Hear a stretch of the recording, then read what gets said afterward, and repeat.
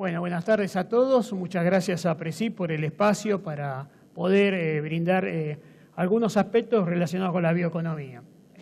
La Argentina desde siempre ha estado relacionada con temas vinculados a la agricultura, a la ganadería, que en los últimos tiempos, cuando le sumamos aspectos que tienen que ver con el ambiente, con las relaciones sociales, empiezan a involucrarse en un concepto nuevo que tiene que ver con la bioeconomía, las políticas que tienen que ver con la economía circular, la utilización a pleno de todos los recursos que tenemos disponibles en los sistemas productivos, bueno, requieren un enfoque que incorpore estos conceptos que estoy mencionando. La idea de esta mesa entonces fue tratar de recorrer esta temática a partir de conceptos generales y definiciones que van a estar a cargo de Roberto Bizán, la visión desde otro tipo de organizaciones, como el caso del INTA, donde Jorge Gilbert hace muchos años viene profundizando aspectos que tienen que ver con estos temas y nos va a comentar cuáles son las líneas en que están trabajando últimamente. Y después una componente que tiene que ver con los casos concretos, y en esos casos concretos Víctor Castelo nos va a mencionar algunos de los desarrollos que desde ACA están realizando, desde esta cooperativa tan relevante en el sistema nacional, donde han generado proyectos de distinto nivel de agregación de valor que involucran estas cuestiones que estamos mencionando. Y en el último lugar, Héctor Huergo, que desde sus columnas semanales y sus actividades en distintos tipos de medios de difusión, hace muchos años que viene trabajando y proponiendo estos temas. La Asociación de Biocombustibles e Hidrógeno fue pionera en estas cuestiones que tuvieron que ver con la sanción de las leyes que regulan algunos de estos aspectos. Leyes que quizás habría que reconfigurar, después seguramente en el debate aparecerá, pero que en su momento fueron importantes para establecer las bases para la generación de esta nueva industria desde el campo. Entonces, creo que lo más útil sería entonces escuchar a los disertantes y después va a haber un periodo de preguntas que, como recién se acaba de mencionar, hay un formato digital para acercarlas que, bueno, más tarde, hacia el final, cuando todos hayan expuesto, las vamos a realizar. Así que, bueno, Roberto. Bueno.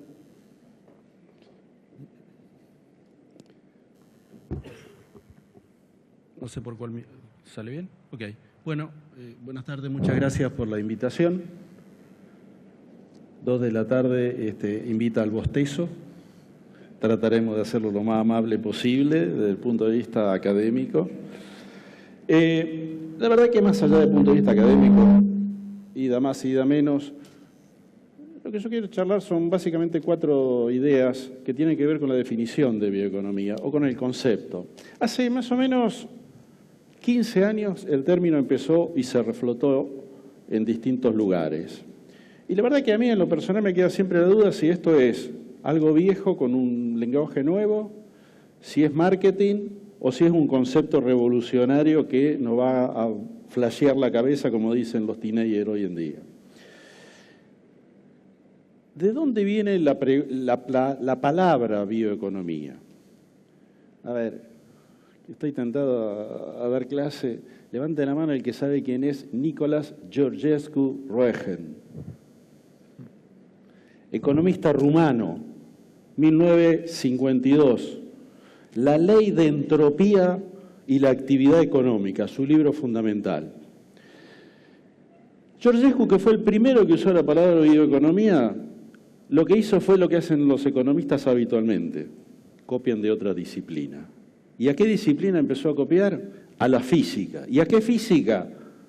A la física cuántica. Si no apareció un bostezo hasta ese momento, vamos bien encaminados. ¿Qué dice la física cuántica en la segunda ley de termodinámica? Esto ya es una aventura. Un economista hablando de la segunda ley de termodinámica a las 2 de la tarde en un congreso de Presip puede terminar mal.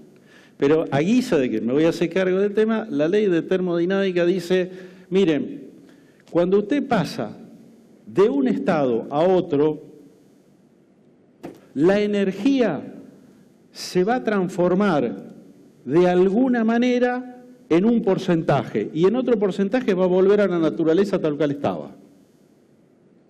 ¿Se entendió? O sea, en el fondo lo que hacen los chacareros de Villa María es capturan sol en una punta, o sea, capturan energía, y el chiste del negocio agropecuario está en saber cuánta entropía son capaces de ponerle en una escala temporal humana transformándola.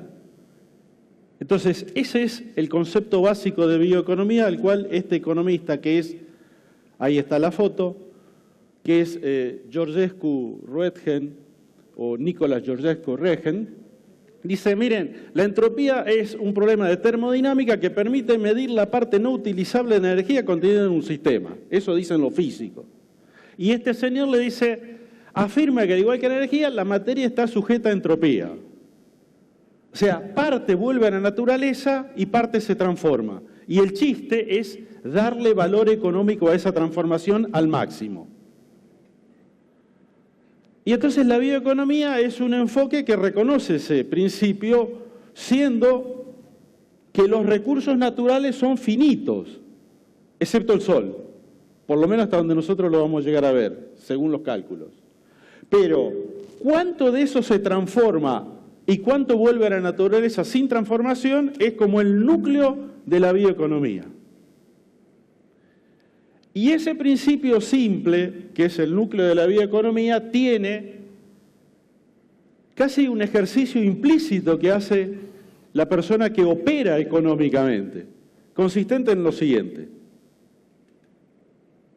mate, silla, papel en blanco. En una punta uno dibuja la energía que entra, que es lumínica y de libre apropiación, y en la otra punta hay que empezar a pensar ¿en qué se transforma y cuántas cosas se nos escapan? Digo, ¿el rastrojo debe volver o no debe volver? ¿Es materia prima o no es materia prima? ¿El suero es un problema o una bendición? La bosta, que en términos académicos, para quedar bien, se dice purines. ¿Eso es un pedazo del proceso que tiene que volver a la naturaleza tal cual estaba o es una fuente de materia prima que hay que transformar? ¿Y transformar en qué?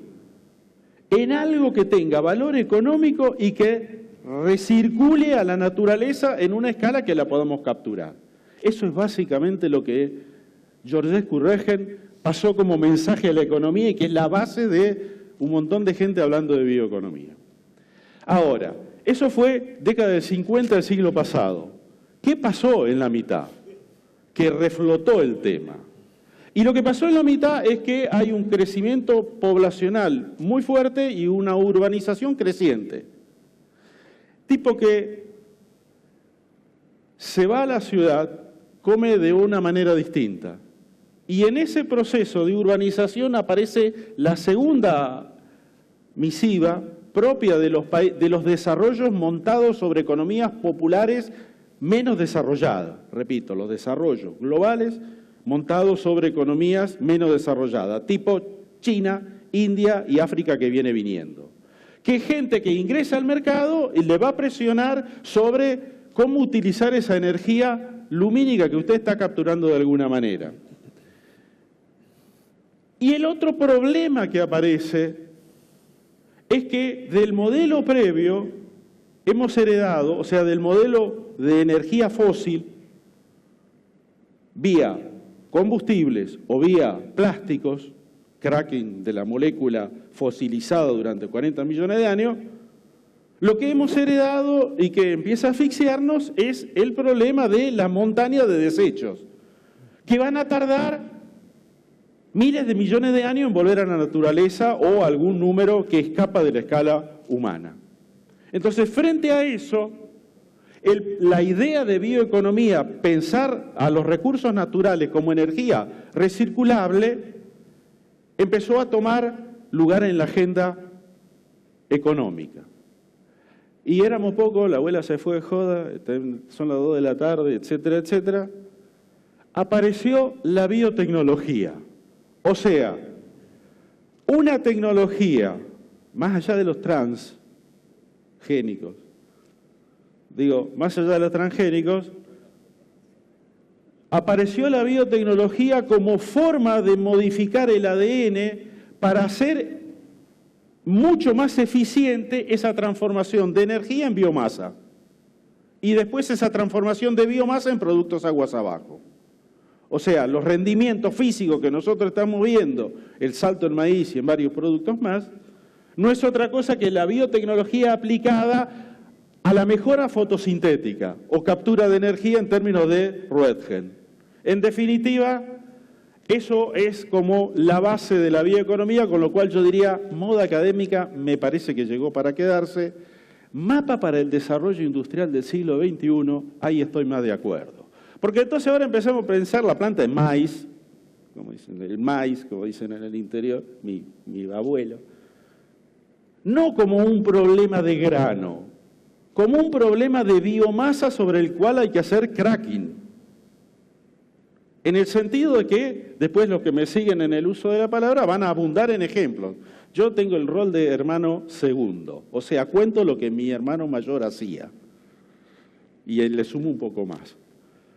Entonces, en ese sentido, lo que aparece es esta idea de le va a pegar al modelo industrial. Y ojo, porque esta no es una discusión académica en la nube. Esta es una discusión argentina de qué tipo de industria queremos. ¿Es industria de transformación de cracking de base biológica complementada con otra cosa o vamos a volver al modelo setentista? Desde ahí es que es relevante la pregunta. Y finalmente es un modelo de negocio porque hay gente que hace plata con esto. Y la rueda se mueve en tanto y en cuanto esto se convierta en modelo de negocio. Con lo cual yo diría que el primer comentario fuerte es que estamos en un cambio de concepto que al menos tiene un impacto sustantivo, o que lo va a tener en términos reales y potenciales, posiblemente más aún, en 3 dimensiones de la bioeconomía. Primero, como paradigma productivo, o sea, no dejen que se le escape ningún scrap al proceso de cracking. Esto es lechería, la bosta vale, el suero vale, la chala vale, el rastrojo vale, los purines valen. Lo que es la bosta, que es un problema, no es un problema, es casi una alternativa adicional de un negocio posterior que es la bioenergía. Segunda cosa es un tema de políticas públicas y que tiene 2 capítulos, de cómo esto va a empalmar con el desarrollo de la Argentina, con esta idea de si la bioeconomía va a ser motor o no de desarrollo del siglo XXI del modelo argentino. Y cuidado porque vamos caminos en esa dirección y Estados Unidos también va en esa dirección y Alemania, con mirar un poquito la forma en que están matrizando su esquema productivo, también va en esa dirección. O sea, no estamos 30 años atrás ni estamos hablando de elucubraciones absolutamente teóricas, sino de realidades. Y por supuesto, si hay políticas públicas, nacionales e internacionales, también hay una geopolítica que hay un panel completo para ver cómo es si todo el mundo está a la casa de donde hay agua dulce, donde hay tierra barata y donde hay genómica o biogenómica. Vegetal, animal, protozoos, bacterias, etcétera, etcétera, entra en la misma bolsa. Y finalmente, déjenme que los economistas, los académicos... Sí, me estás deslumbrando. No, déjenme además que es una especialidad de la economía de la cual yo pienso vivir un par de años más. Sí, pero es interesante y quiero hacer ahí un planteo de este tipo. Estamos acostumbrados a la organización industrial pensada en lo touchable físico, en Don José y el torno. Bueno, acá es una organización industrial donde hay algunas cosas que hay que repensarla de cero. Primero, el tiempo de maduración lo pone la biología. Todavía no hemos logrado que la vaca para en 2 meses, lleva 9.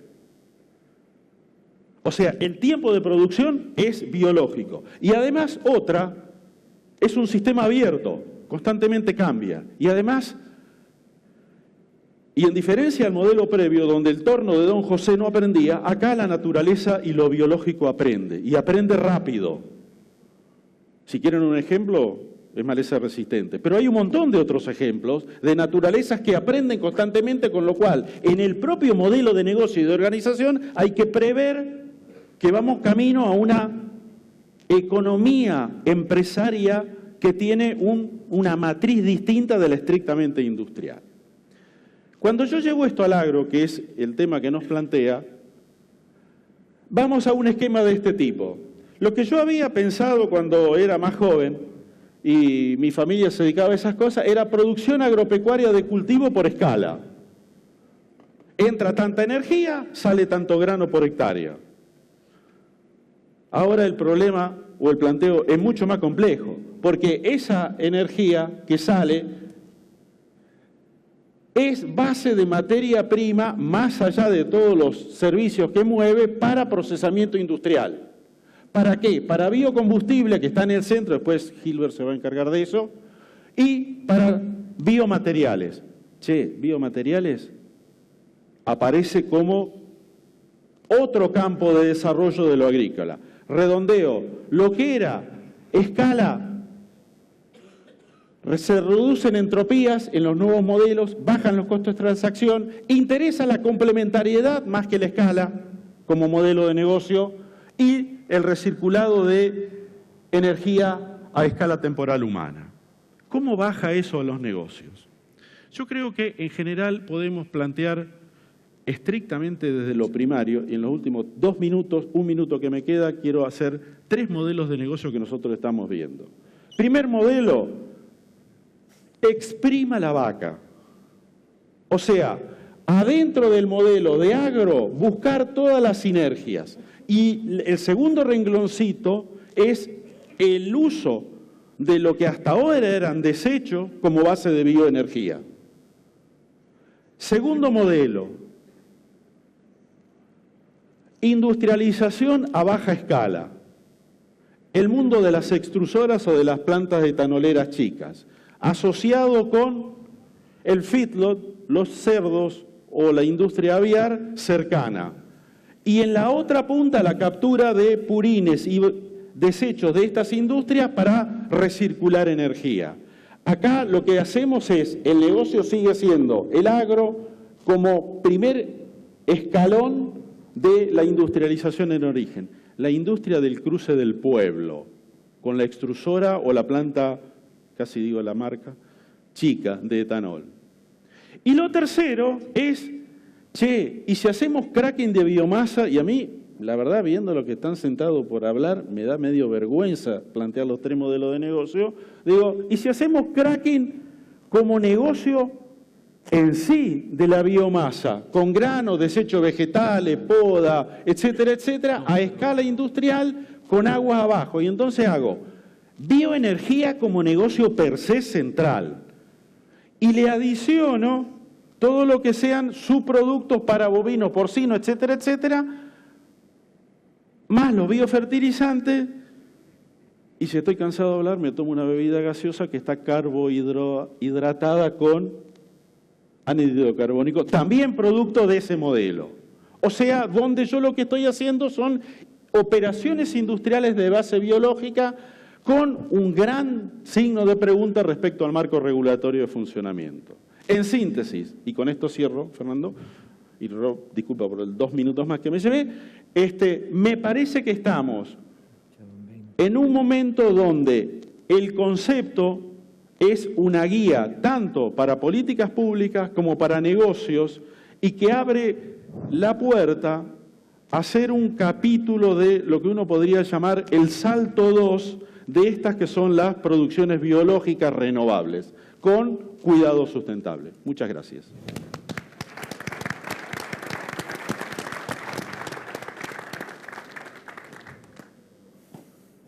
Perdón, me había olvidado.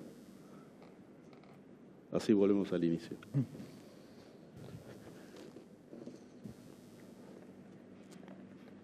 Bueno.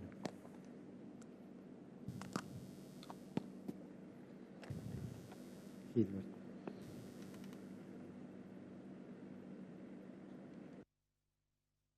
Bueno, primero buenas tardes a todos. La idea de dentro de esta charla es ver cómo bajar este concepto de bioeconomía también explicado a lo que es biomasa, biorefinerías y cómo acercarlo a nivel de productor, a nivel de los problemas que tenemos, ¿no? Si vemos las problemáticas que tenemos enfrente, ¿no? Que muchas de las charlas en este congreso rondan estas temáticas, ¿no? Primero, lo que es el déficit energético crónico y la creciente importación, el déficit nutricional de nuestros suelos, ¿no? El desbalance entre la exportación de nutrientes y la reposición, el incremento que estamos viviendo en los ciclos hídricos, la resistencia de malezas, los ajustados márgenes, las reducciones en las materias orgánicas y por ende el deterioro físico de los suelos y los costos de reposición por fertilizantes. Ustedes empezarán a preguntarse, bueno, ¿a dónde vamos con este planteo de estos 7 problemas y cómo lo enganchamos con este tema de la bioeconomía, con este tema de la circularidad, ¿no? Primero, en cuanto al concepto de energía, tenemos que tener en cuenta que lo que nosotros trabajamos, que es la biomasa, tiene 2 características fundamentales. Primero, tiene una baja densidad energética, por unidad de volumen, por unidad de peso, tiene bajo contenido. Y la segunda, que está dispersa en el territorio, en un amplio territorio, lo cual implica enormes desafíos. Se dice en muchos foros que la biomasa es un negocio de logística y de transporte, ¿no? Cómo se transporta esa biomasa. Eso nos plantea un motor de desafíos dentro de la bioeconomía. El segundo, que estamos en un sistema, ¿no? No podemos analizar el maíz, el trigo, la soja, independientemente de lo que son los cambios en los patrones alimentarios, los cambios en las regulaciones internacionales, todo lo que tiene que ver con biocombustibles, con bioproductos, con el tema de malezas, etc. Todo esto interactúa en múltiples y complejas interacciones que hay muchos actores nuevos y tenemos desconocimiento en la historia. Si vemos un poco en la transformación que Bizán nos introducía de esta energía que capturamos del sol, ¿no? Ahí estamos viendo la pirámide en cuanto a lo que es valor de mercado y cuánto es volumen de producción, ¿no? Tenemos distintas alternativas de destino final de esa energía. En la punta tenemos bioproductos, biopolímeros, estamos hablando de 15.000, 20.000, 30.000 dólares la tonelada, y en la base tenemos bioenergía, biocombustible, que es la peor alternativa en función pero que nos da una base de sustentación importante, hablando de 300, 500 dólares la tonelada. Y ahí entramos en el concepto de cultivos flexibles y cómo manejamos el tema de la diversidad de cultivos. Del otro lado tenemos el tema que bien decía él en cuanto a qué hacemos con el tema de residuos, ¿no? La pirámide invertida en cuanto a prevención, procesamiento, reutilización, recuperación, también en volumen y en valor, y ahí se introduce todo el tema de tecnología de conversión. Este rompecabezas de la bioeconomía integra la producción de alimentos, la producción de alimentación animal, la bioenergía como centro, la producción de productos químicos y de materiales, ¿no? Todo esto trabajando sinérgicamente, todo lo contrario de la vieja y errónea disputa entre una alternativa u otra para la biomasa, que está recontraprobado en todos los países del mundo, que la introducción de todos estos nuevos mercados ha potenciado la producción, ha permitido sostener los precios en el tiempo, mejorar el ingreso a los productores, mejorar la producción y mejorar la producción de alimentos, ¿no?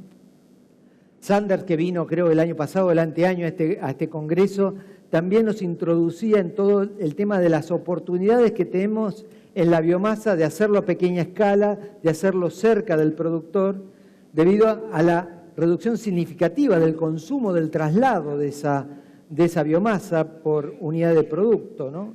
La reducción del tratamiento de residuos que se descentraliza en vez de centralizarse, los menores niveles de inversión de capital por unidad de producto y la multiplicidad de productos y el aprovechamiento de diversos mercados.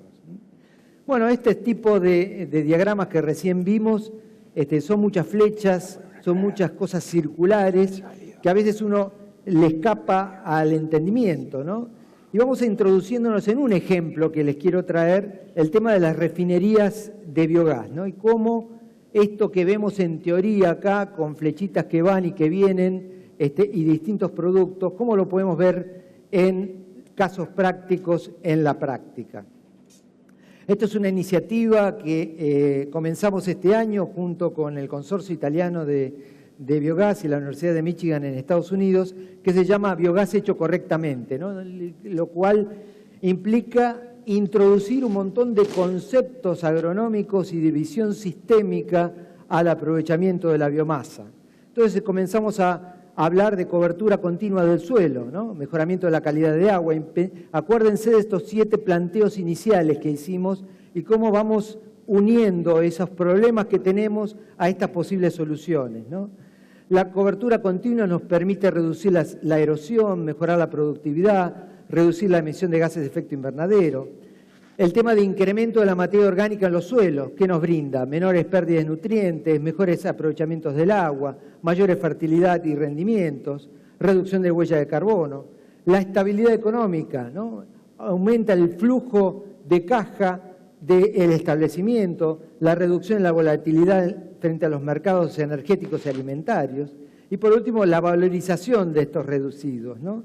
Energía y coproductos a partir de residuos, emisiones también evitadas, reducciones de dependencia externa y minimización del impacto que se llama del cambio indirecto del uso del suelo.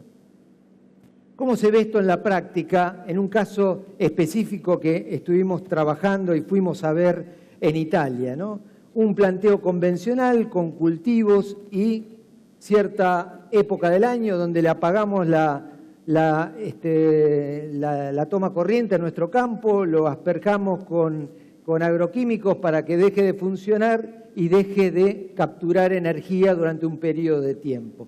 ¿Cómo eso lo podemos transformar mediante la inclusión? Y hay varias charlas en este congreso sobre la temática de intercultivos, de cultivos de cobertura, etcétera. O sea, cómo aumentar la cantidad de días en el año que nuestra fábrica está funcionando, ya que tenemos costos fijos que lo estamos pagando igual, ¿no? Y vemos en esos puntos, en esos círculos, cómo cambiamos de aplicaciones de fertilizantes químicos con entrada extra de energía a incorporación inteligente de autoproducción. El impacto que tiene en campos reales de la inclusión de estos biofertilizantes en el incremento de la materia orgánica sostenida en el tiempo, ¿no? Esto es un impacto. Otro impacto, ¿qué pasa con la emisión de gases de efecto invernadero de los productos que estamos generando, ¿no?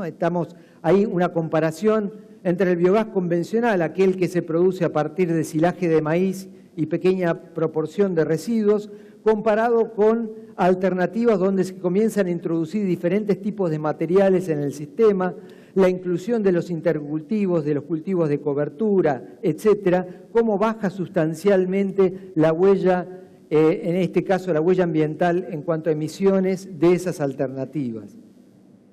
También aumenta significativamente la cantidad de biomasa por unidad de superficie que estamos generando a lo largo del año. Ahí vemos curvas tendenciales de lo que es la incorporación. Y ahí vamos al aprovechamiento de otro problema que teníamos, ¿no? Acá estamos viendo los datos de nuestra experimental de Marco Juárez, cómo viene creciendo y acercándose las napas freáticas a la superficie, y cómo los cultivos para biomasa de cobertura pueden ser una solución a esta problemática que nos enfrentamos.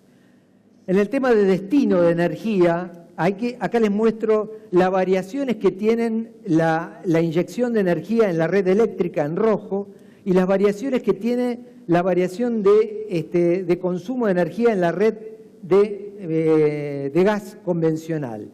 Ahí hay una enorme posibilidad de usarlo como batería, ¿no? Todos los países con amplia red de distribución de energía por gas, como es el caso de Argentina, están viendo esto como un aprovechamiento dual, ¿no? O sea, inyectar energía y acumular energía en estas redes de metano enormes que tenemos en el país y aprovechar esa crema de producción de energía eléctrica donde se pagan 400, 500, 600 dólares el megavatio. Acá termino el planteo teórico y vamos a la realidad, cómo se ve esto en un establecimiento agropecuario europeo, donde las plantas de este tipo se cuentan por miles, no se cuentan por decenas ni cientos. Este es un campo en el norte de Italia, donde originalmente era un campo de 250 vacas, donde en el año 2008 comienza con una planta de biogás y generación de energía eléctrica, y en el 2012 introduce una nueva planta de generación. Ahí termina todo en la generación y venta de energía eléctrica, donde aprovechamos nada más que el 40% y el 60% se nos va en energía térmica no aprovechada. Vamos a ir metiéndonos un poco adentro. Uno comienza a ver un establecimiento ganadero, lo que comenzamos a ver como diferencial es sistemas mecanizados de recolección robotizada de residuos animales, y a algún lado están yendo. Pero a esto se le incorpora una diversidad enorme, comienzan a explorar dentro de la zona de alcance del establecimiento qué tipo de residuos están disponibles, y comienza a diversificarse la cantidad de biomasa que entra dentro del sistema. Ahí estamos viendo silos de maíz, estiércol de conejo, residuos de aves, etcétera, etcétera, ¿no? Y lo que es el silaje.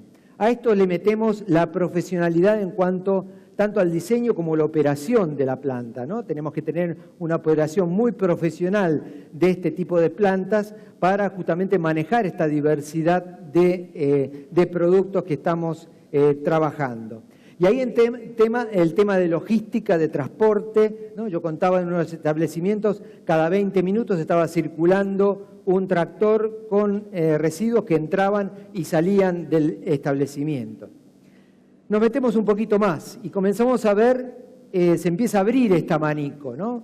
En la parte de generación motora vemos en la parte central todo lo que es recuperación de calor, o sea, esa energía térmica, en vez de liberarla a la atmósfera, comenzamos a capturarla.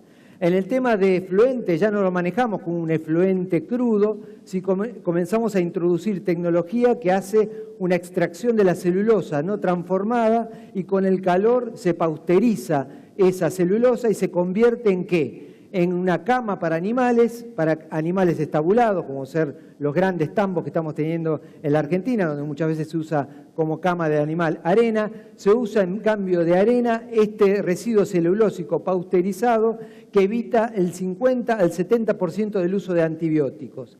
Y esto tiene un impacto fenomenal en la economía del animal estabulado. Del otro lado estamos viendo la planta de fertilizantes líquidos. Una vez retirada la fracción celulósica, la fracción que queda se trata mediante... todo esto es en el campo, no es en una industria, en una ciudad. ¿Y qué obtenemos de esto? Fertilizantes foliares como sulfato de amonio y otros fertilizantes. Ustedes bien saben los valores que tienen esos fertilizantes. Seguimos en el tema de la diversificación de los productos que estamos generando. Vemos abajo a la izquierda en la planta concentradora de líquido fertilizado. Ustedes estarán pensando cuánto saldrá un equipo de ese tipo. Una cosechadora axial es lo que cuesta un equipo de esos. Del otro lado están viendo ingeniárselas para cómo secar fardos redondos en forma estabilizado mediante ese calor gratis que estamos teniendo de la producción, y vender ese servicio a otros productores y vender enos, fardos redondos de altísima calidad. Bueno, comenzamos a ver parte de los productos que fuimos describiendo, cómo se ve la cama pasteurizada para consumo y venta, cómo se ven los fardos secos para consumo y venta, cómo son la forma de comercialización en estos tanques que se apilan para la comercialización de fertilizantes líquidos. Y en el tema de aplicación de campo, no es tirar en el campo el efluente como muchas veces se dice, ¿no? Si uno tira un efluente de un digestor en el campo, ¿saben cuánto estamos perdiendo? Del 60 al 80% del amoníaco, del amonio y del nitrógeno. Ustedes saben bien cuánto sale la unidad de nitrógeno para reponer en un cultivo. Y eso, si lo tiramos así, lo tiramos a la atmósfera, con la consecuente también impacto fenomenal en los óxidos nitrosos y en las emisiones. Bueno, ahí hay que meter también tecnología máquinas de dosis variable de biofertilizantes, la incorporación de strip tillage con incorporación de ese biofertilizante al suelo, lo que es conducción a cabecera de lote para minimizar compactación de ese efluente. Ahí estamos viendo a ver si funciona, una máquina de dosis variable de aplicación entre las filas, o sea, todo lo que es la incorporación tecnológica a esta aplicación. Ustedes se preguntarán, bueno, ¿qué pasó con este campo que en el 2008 se inició con esta apuesta a la inyección de energía eléctrica a la red y cómo paso a paso se fueron convirtiendo, ¿no? Porque esa maravillosa tarifa que consiguieron en esos años tiene su principio y tiene su fin. La sociedad no eternamente va a seguir subsidiando con un valor muy alto al precio de la energía. Entonces, bueno, ya previendo esto, ¿cuánto uno? Sí. Bien. Bueno, ¿cuál fue la consecuencia? Bueno, ahí está el listado de productos que hoy genera esta producción y finalizando el cuento pasó de facturar 600.000 euros por año a 12 millones de euros por año este establecimiento. Como conclusión, quería presentarles esto bien práctico y bajado a terreno. Acuérdense de las problemáticas iniciales, ¿no? Que esta plataforma de biogás hecho correctamente abre una nueva oportunidad a la tecnología que tiene una importancia estratégica para la Argentina, ¿no? Dado esas 7 problemáticas que enfrentamos y que vamos a enfrentar crecientemente en los próximos años, ¿no? Y el potencial enorme que tenemos en el futuro. Para terminar, invitarlos a este simposio que estamos organizando en septiembre con el Ministerio de Ciencia y Tecnología en Buenos Aires, donde se van a tratar la forma de evaluar sistémicamente todos estos sistemas de producción mediante esta tecnología que se llama análisis de ciclo de vida, así que están todos invitados a acompañarlos. Muchas gracias.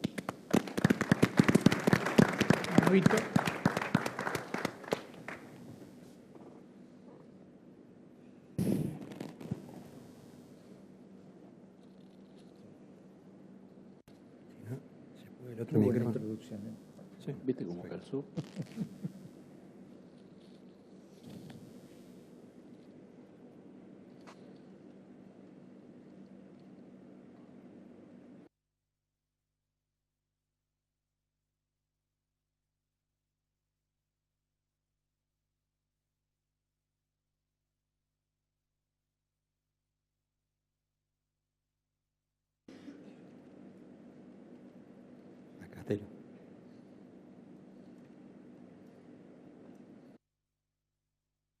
Buenas tardes, muchas gracias a Presid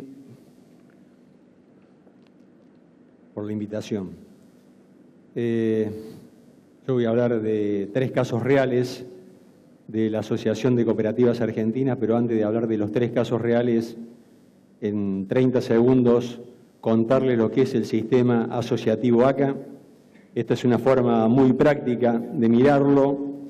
En la base, 50.000 productores agropecuarios que forman 151 cooperativas que son las dueñas de la Asociación de Cooperativas Argentinas, y desde abajo los productores proveen granos y carnes y la asociación los comercializa en el mercado local e internacional. Y también le proveemos desde la asociación a las cooperativas y de estas a los productores de mercados, logísticas, agroinsumos, financiamiento. ACA es una empresa 100% nacional y que reinvierte el 100% de las utilidades en Argentina. Eso es ACA. Y ahora sí, comentarle 3 casos reales. Hemos elegido Yanquetruz, ya le voy a comentar de qué se trata, ACA Bio y la planta de recupero de residuos plásticos, todo vinculado a la bioeconomía o a una nueva forma de hacer negocios o dar servicios. Yanquetruz es un emprendimiento industrial que tiene por finalidad la producción de alimentos y energía, como bien se dijo recién, alimentos porque es un criadero que está ubicado de cerdos en Juan Llerena, provincia de San Luis, muy cerquita de Villa Mercedes. Hay 2.600 madres en producción. Con los purines, con los efluentes, 350 metros cúbicos diarios. Hemos construido 4 biodigestores para procesar esos purines y con el agregado de forrajes estamos generando 1,5 megawatt hora y a su vez generando alguna energía para calefacción. Y en forma gráfica, en honor al tiempo, podemos decir que el maíz que se cultiva en campos que la asociación tiene cercanos al criadero sirve para la alimentación de los cerdos. También ese maíz se produce maíz para biomasa o sorgos de alto contenido en biomasa para tanto los efluentes como el forraje alimentar los 4 biodigestores. Allí se genera energía para calefaccionar a los animales y 1,53 megawatt hora se vuelcan al sistema interconectado nacional. Y por otro lado, los cerdos que se pensaron bajo un concepto de integración vertical van al frigorífico que la Asociación de Cooperativas Argentina tiene en Justiniano Posse. Allí faena, produce alimentos bajo la marca Magret, alimentos magros, y también allí tenemos un proceso de trigeneración de energía, donde con la mucanga, que son partes de la faena que no tienen valor económico, se produce también energía eléctrica, energía calórica y energía para frío, para las cámaras frigoríficas. Ustedes ven que, y también desde los biodigestores salen las aguas ricas en nitrógeno, en potasio, en fósforo, para el riego de los campos donde ACA produce semillas, ahí muy cerca de Juan Llerena, la zona de Villa Mercedes, San Luis. Es un concepto muy integrado y es un ejemplo real de cómo en nuestros campos o en muchos establecimientos hay biomasa para producir bioenergía verde, bioenergía sustentable y bueno, el espejo donde seguramente nos podemos mirar es Alemania y yo creo que Argentina tiene un gran camino en este aspecto por recorrer. Esa es de una vista aérea de los 4 biodigestores y parte del criadero de cerdos. El segundo emprendimiento industrial es Acabío, ubicado en las cercanías de Villa María, provincia de Córdoba. Acabío nació con el objetivo de darle más valor al grano de maíz, integrando en forma socioeconómica a 62 cooperativas, junto con ACA, que forman Acabío, y nosotros somos partidarios de la economía de escala. Somos partidarios de hacer fuerza común con las cooperativas para llevar adelante emprendimientos donde los costos fijos se diluyan en un mayor volumen de producción. Y Acabío es una nueva cooperativa, pero que nace con el mismo concepto de la entidad madre. Son 62 cooperativas asociadas a ACA.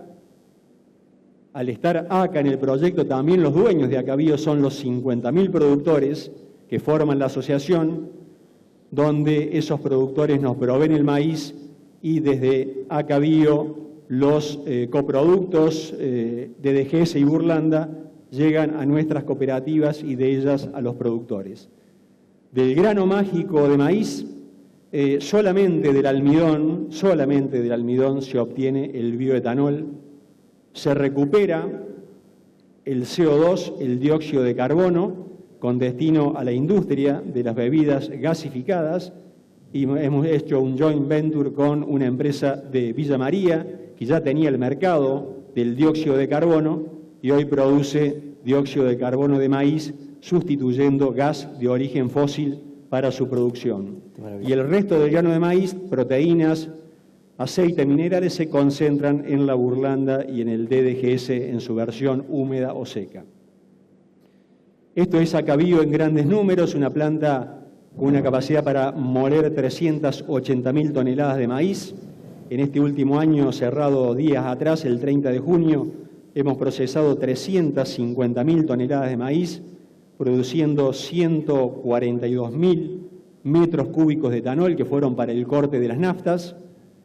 Producimos entonces los granos destilados secos en la mitad y la otra mitad es la burlanda en su versión húmeda, la burlanda para los tambos y los feedlots cercanos y los DDGS en su versión seca para las plantas de alimentos balanceados o para la exportación, una planta de captura de dióxido de carbono de 100 toneladas día y también extraemos una parte de aceite con destino a usos industriales. Y esta planta genera su propia energía eléctrica con los excedentes del vapor del proceso industrial, por lo tanto no tenemos tendido eléctrico, generamos la propia energía, lo cual se transforma en una planta muy sustentable en cuanto a huella de carbono, que la venimos midiendo desde hace 3 años, medimos los gases efecto invernadero a través de Jorge, que nos colabora en este tema desde hace 3 años, en todo el proceso, desde la producción del maíz,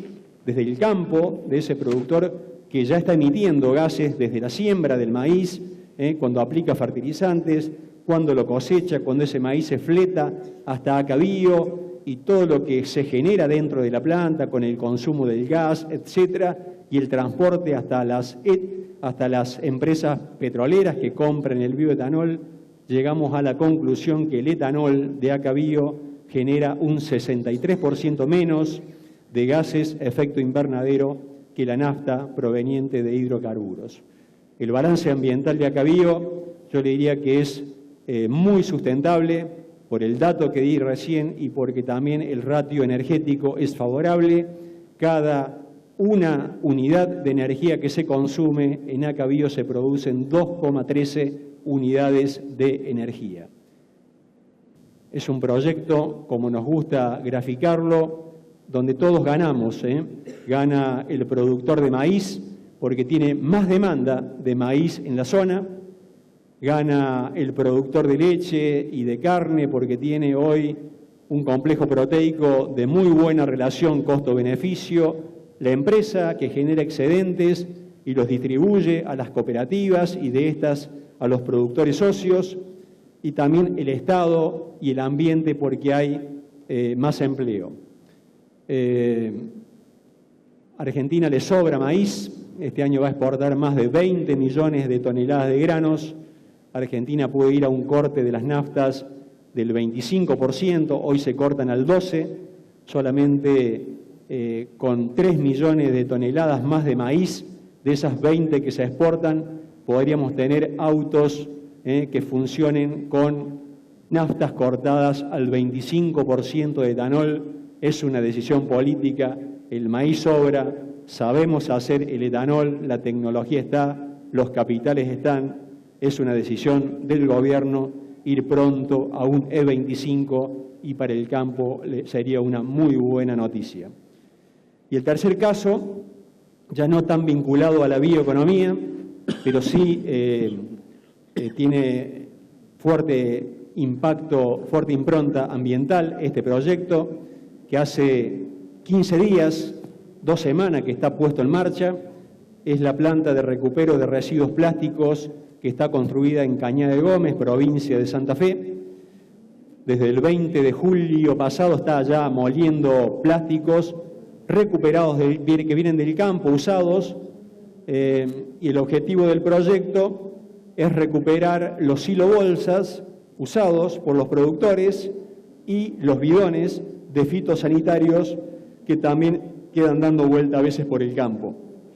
ACA, como productora de fitosanitarios en su planta de Campana y como productora de los silobolsas en su planta de General Pico, La Pampa, realmente nos sentimos muy incómodos en dejar tanto plástico desparramado por los campos y hemos tomado la decisión de esa cantidad de plástico, que es aproximadamente de este último año, unas 6.000 toneladas de plástico por año tienen que venir a Cañada de Gómez para su recupero. Los silobolsas pretendemos que vengan barridos con poco contenido de impureza y los bidones van a tener que venir triple lavados, como lo va a exigir la ley, que ya está aprobado por el Congreso, pero que va a entrar en vigencia seguramente a partir del año 2018.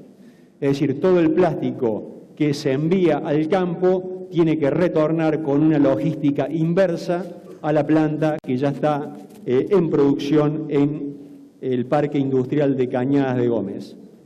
Con el plástico de baja densidad proveniente de los silobolsas se va a obtener un pellet de plástico recuperado con destino a diversas industrias que usan plástico recuperado de baja densidad. Y con el plástico de los bidones se va a obtener otro pellet de alta densidad para destino de otras industrias que también utilizan ese tipo de plástico. En este punto creo que sí es ya de todos, productores, cooperativas, distribuidores de fitosanitarios, industriales, concientizarnos que todo el plástico que está dando vuelta hay que procesarlo porque, bueno, así lo requiere nuestra obligación como empresarios, tener un ambiente cada vez más limpio y sustentable. No lo pensamos a este proyecto que hemos comprado tecnología en Alemania, en Italia y hemos construido obviamente con todo lo local. No lo pensamos desde el punto de vista de la tasa interna de retorno que vemos en las ciencias económicas, medir el activo fijo y el flujo de fondo que retorna, porque no sabemos cuál es el valor aún del plástico recuperado. Si bien hay emprendimientos en Argentina, esta planta pretende ser, diríamos, un sistema totalmente formal. Queremos ser, diríamos, de punta en este aspecto, tratando de formalizar todo lo que es el recupero de estos residuos plásticos.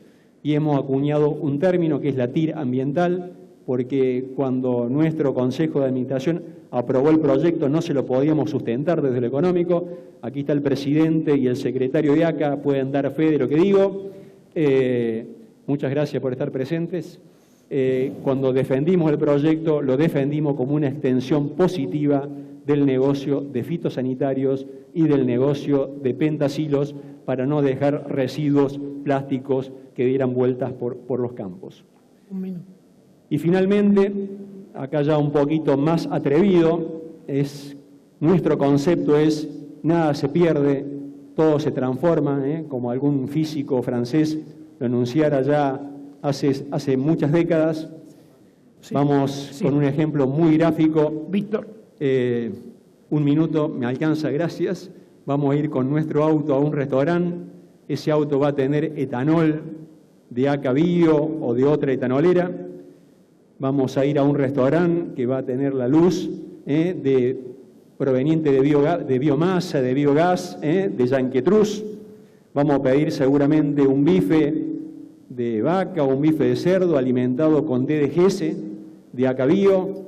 Lo vamos a acompañar con alguna gaseosa que va a tener gas carbónico del maíz, también de ACA Bio, y seguramente ese restaurante al cierre estará utilizando bolsas de polietileno recuperado que producimos en la planta de Cañada de Gómez. Hay una forma responsable de hacer negocios y ese es nuestro gran desafío. Muchas gracias.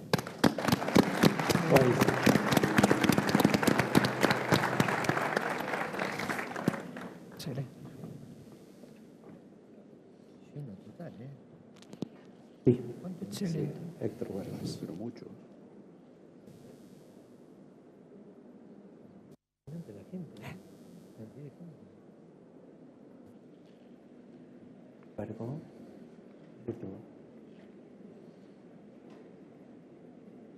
Buenas tardes, muchas gracias a Presid y este congreso extraordinario, con este lleno en la sala después de mediodía, lo que no es usual.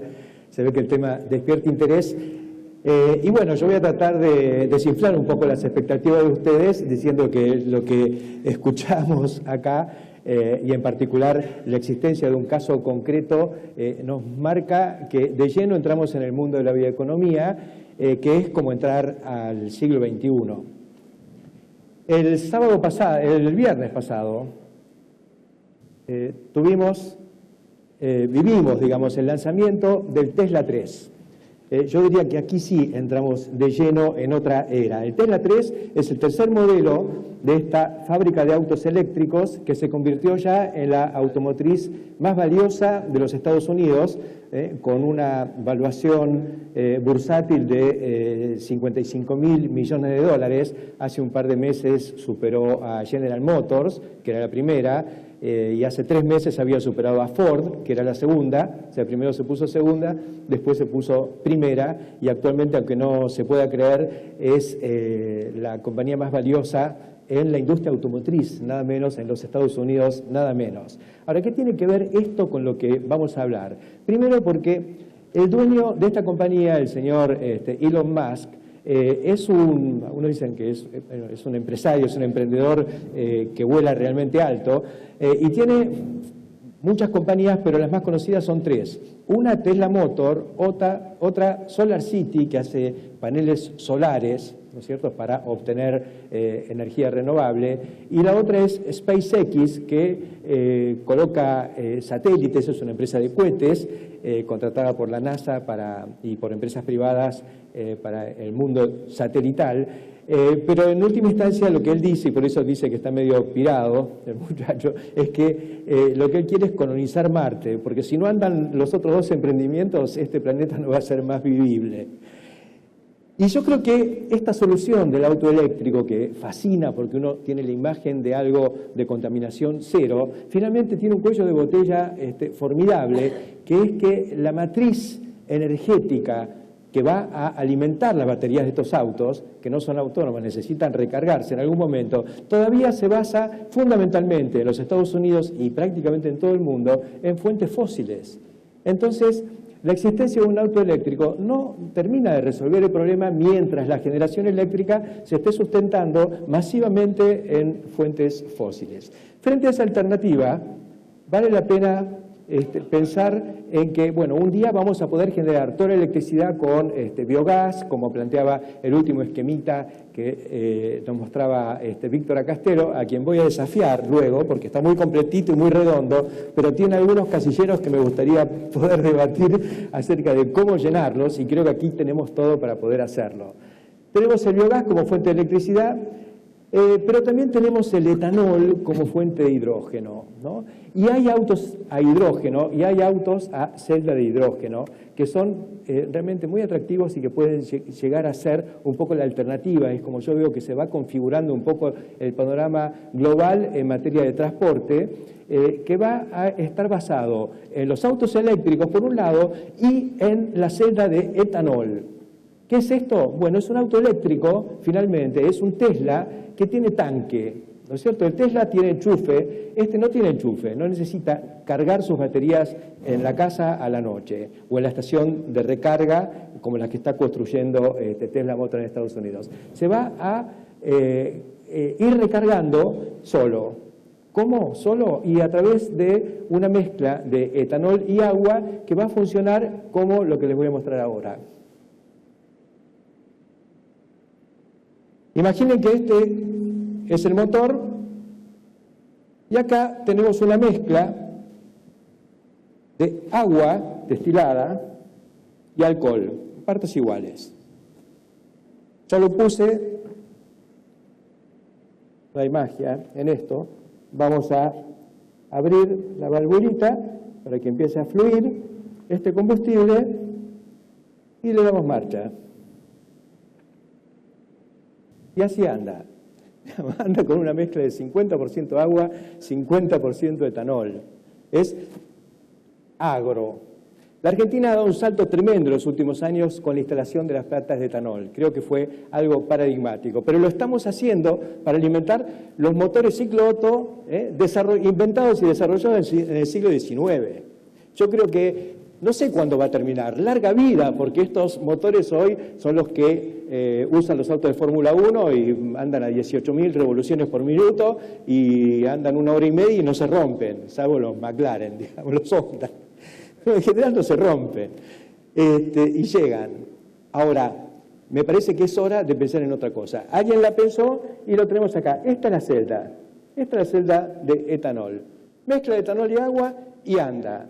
Bueno, esto es teórico y más o menos porque Nissan lo presentó el año pasado en Brasil.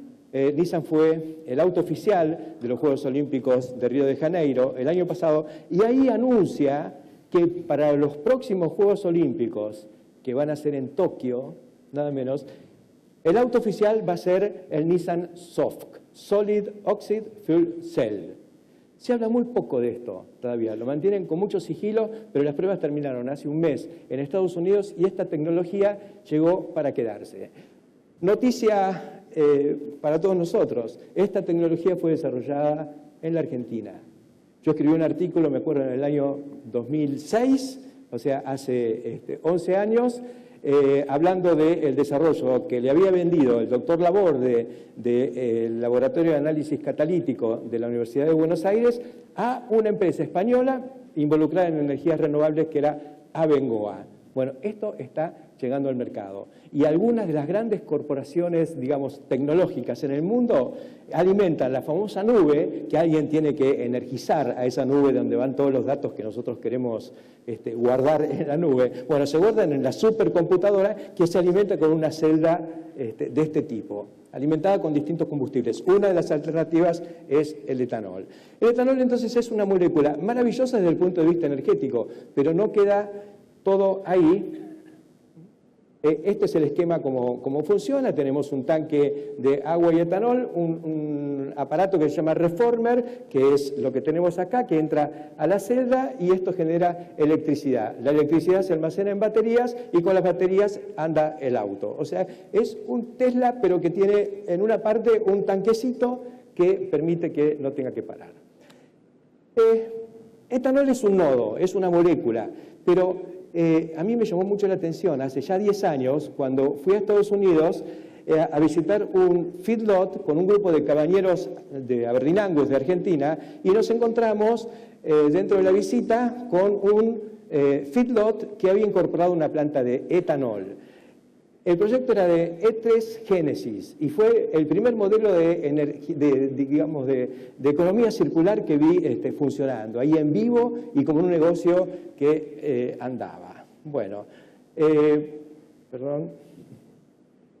De allí, la planta de etanol produce los DGS, y los DGS iban a este corral bajo techo y con piso ranurado, que permitía la recuperación de la bosta y con la bosta se hacía biogás y con ese biogás se alimentaba la usina, digamos, la planta de destilación de etanol, ¿no es cierto? Y se obtenían entonces los DGS para la alimentación animal. Entraban dos alimentos, los DGS húmedos, no se consumía energía en deshidratarlos, tampoco en transportarlos porque estaba todo integrado, todo sin salir de casa y con techito por si llueve, digamos, ahí llueve y nieva, y la posibilidad de recoger la bosta.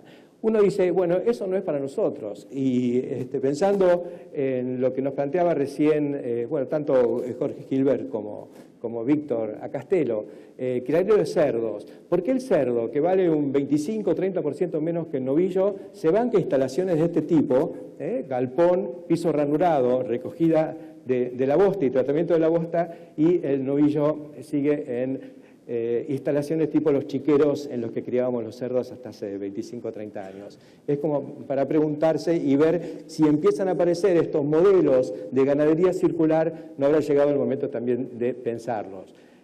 Por ahí para el engorde, ¿no es cierto? Pero fíjese lo que empezó a pasar y ahora me voy a someter a que me empiecen a tirar con todo porque estoy en APRESID y tengo muy claro el valor de los rastrojos. Pero si al rastrojo lo valorizamos frente a su costo de oportunidad, y pensamos que vale $70 la tonelada de celulosa, porque ese es el valor al cual una compañía de Estados Unidos que tuve la oportunidad de visitar cuando se estaba inaugurando, que fue la primera planta de etanol de segunda generación a partir de rollos de rastrojo de maíz, paga $70 por tonelada. Entonces, yo digo, bueno, me parece bárbaro manejarnos con los criterios de sustentabilidad con los que nos estamos manejando hasta ahora y no veo ninguna razón para cambiar.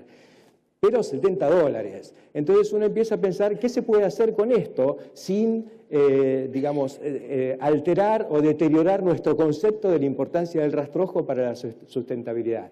Bueno, veamos si hay alguna parte del rastrojo que nos permita generar un bien o un beneficio que no comprometa lo ambiental, pero sí permita la valorización económica. Y eso es una parte del rastrojo del maíz que se llama marlo y chala, que es lo que queda en la cola de la cosechadora y es lo que, POET DSM, que es esta planta, está impulsando en Estados Unidos. Ellos dicen, no piquen ni desparramen el rastrojo de maíz, que es nada más, porque el maicero, me selecciona y arranca nada más que la espiga, trilla el grano y lo que me deja son los marlos y las chalas, que es lo que en general es más lábil y lo que vuela por ahí al campo del vecino, digamos. Uno ve los alambrados en la autopista Córdoba llenos, y taponados de chala fundamentalmente. No hay mucha posibilidad de afirmarla sobre el suelo. Y la chala son 2.000 kilos de material sobre los 10.000 kilos de rastrojo que tengo en un rastrojo de maíz. Esta foto corresponde a rollos de trigo en las Dakotas y es algo que también es muy sintomático, muy interesante para ver porque con el avance de la agricultura en los últimos años los campos ganaderos del norte de Estados Unidos perdieron las vacas, quedaron solamente en los lotes para corridas de agua, empastados y demás, se achicaron en general y fueron perdiendo interés. En ese proceso se encuentran un poco con lo mismo que nos pasó a nosotros. Liquidamos las vacas, nos dedicamos a la agricultura y ahora la vaca vale y el producto agrícola no tanto. Entonces, ¿cómo volver? Bueno, ellos están volviendo sobre la base un poco de estas ideas. Esto es, no sé si se alcanza a ver bien porque es una foto tomada del Google Earth, la planta de POET DSM que tiene miles y miles de rollos, cada conjunto que se ve ahí son conjuntos de rollos que se procesan a razón de 2 o 3 por minuto para producir etanol de segunda generación. Pero la nueva tendencia es aprovecharlos en el mismo campo como fuente de una actividad que antes se hacía realmente de manera muy por ahí conservadora, muy tradicional, que era la cría a campo, y empezó a insinuarse una tendencia muy, muy fuerte de cría a corral. No estoy hablando de engorde, estoy hablando de cría, basado en 2 productos nuevos. El rastrojo de maíz enrollado, algunos pastorean el rastrojo, pero la recomendación, y acá mismo yo sé que si tocar el rastrojo es mala palabra, mucho más lo es pastorearlo. Pero por ahí la recogida de una parte del rastrojo con algo que tenemos disponible acá, que es la rotoenfarradora, adaptada para esto, me decía en Palermo la gente de Mainero, que el 50% de las rotos que ellos están vendiendo se destinan fundamentalmente a trabajar en rastrojos. O sea que es una tendencia que nos guste o no, está. El asunto es racionalizarla y poder canalizarla de la mejor manera. Y estas son las cosas que se empiezan a ver.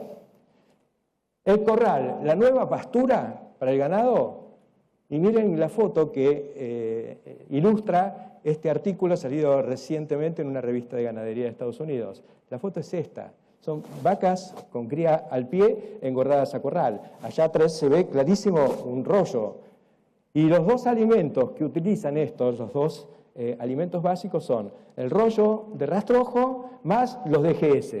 Entonces me imagino en la enorme cuenca que ha perdido buena parte de la ganadería de cría, que por ahí hay corrales de engorde y demás, no sé si no hay lugar para empezar a fabricar terneros, de nuevo, de manera intensiva y todo otra vez sin salir de casa. Miren estos corrales ya techados, ¿no es cierto? Pero techados tipo invernáculo con mantas plásticas, de PVC en este caso, que se ven en todas las exposiciones. No sé, más de uno de ustedes debe haber ido al Farm Progress Show y pasó de largo por los que proveen esto. Son 4 o 5 empresas que todos los años van creciendo ofreciendo sus tinglados de plástico. Y no son un garage para la cosechadora o para el tractor. Son establos, modernos y fundamentalmente destinados a la cría. Acá se ve uno, por ejemplo, que tiene un sistema para crib feeding, digamos, para alimentación al ternero al pie de la madre, y aquí está.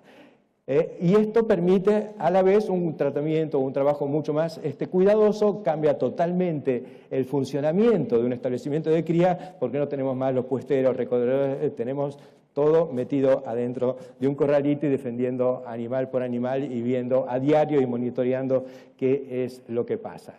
Tampoco termina todo acá, porque la economía circular sigue, entonces en esta provocación que le hago acá, que le digo, muchachos, no se queden con lo que están haciendo porque hay más pasos, podemos estar reciclando polietileno, ¿no es cierto? Me parece bárbaro, pero también Braskem en Brasil empezó a fabricar hace 4 años polietileno basado en etanol, y ese polietileno lo utilizan fundamentalmente 2 empresas, una es Danone, para hacer el Actimel, es el envase del Actimel, o sea, no solo se recicla el envase, sino que se hace el envase con un polietileno de origen agrícola.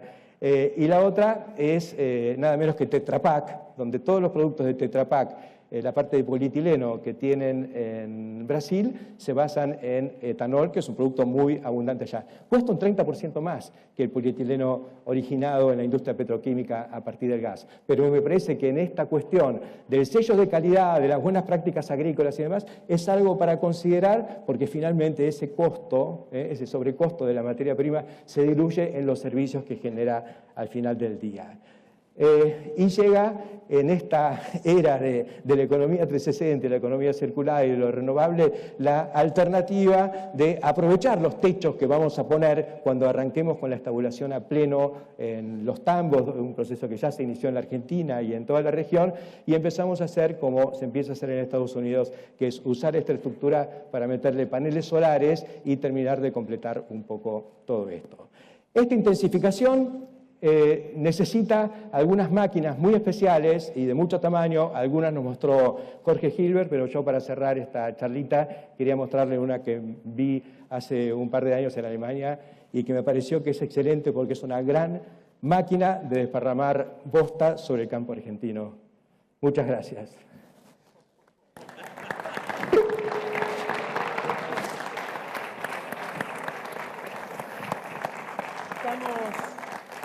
Estamos un poco mal con los tiempos, voy a hacer solo una pregunta, a ver si me pueden contestar. ¿Cuál es de la visión de cada uno de ustedes los puntos críticos que tiene el sistema en Argentina para poder avanzar más rápidamente?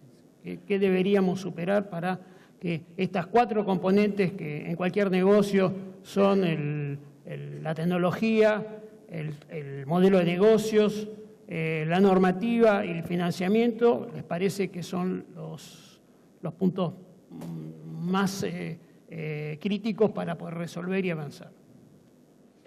Bueno, en mi opinión yo creo que hay 2. Uno está en la cabeza de la gente, porque la verdad que es un sector que ha recuperado cierto nivel de rentabilidad.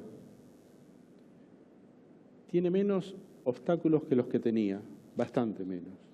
Deseablemente más de lo que uno querría, eso está. Pero a mí me parece que es necesario un clic mental. Honestamente lo digo y no quiero faltarle con ello el respeto a nadie, pero casi es un salto 2. Eso es una. Y la segunda, a mí me preocupa mucho la inercia de los marcos regulatorios previos por donde lo miremos. Esta es una sociedad que tiene excedentes, pero lo está asignando a modelos industriales que en general tienen que, por lo menos, repensarse a fondo. Todas estas cosas que hemos visto, la verdad que no tienen un régimen de promoción industrial detrás. Digo, no me dejarás mentir, Víctor, que esto es pala y pico propio. Cuando uno mira el mecanismo regulatorio energético, es un mecanismo regulatorio energético pensado para otro modelo en lo sustantivo, más allá de las modificaciones que en el margen se le están haciendo. De manera tal que yo diría que atreverse a pensar en grande de lo privado y algún cambio regulatorio sustantivo de lo público tornaría este vientecillo en una situación sustantiva. A mí la clave que siempre insisto es el tema de la visión sistémica de la producción, ¿no? Estamos acostumbrados a ver el precio de pizarra de tal grano en Chicago y ahí empezar a hacer los números, sí, olvidándonos de todo el entorno y la cantidad de energía, de nutrientes y de pesos que estamos teniendo en el sistema.